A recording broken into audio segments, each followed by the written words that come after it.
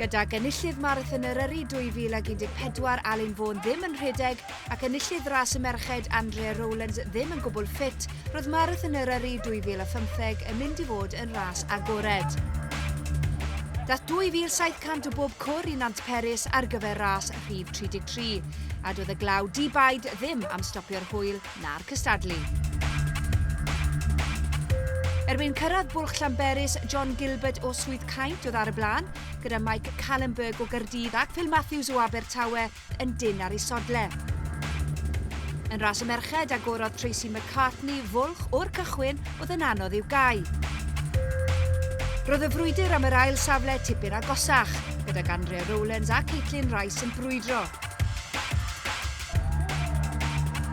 Erbyn y diwedd, John Gilbert ddaeth yn gyntaf yn ras y dynion, gan dorri record Rob Samuel. Cwta 2 funud ar ei ole oedd Mike Callenberg. Tracy McCartney ath â hi yn ras y merched, gyda Joanne Nelson yn ail. Roedd y glaw a'r niwl mynydd yn ychwanegu at yr awyrgylch a'r her. A bellach mae 2 enw newydd ar gwpan marathon Eryri, John Gilbert a Tracy McCartney, enillwyr marathon Eryri 2015.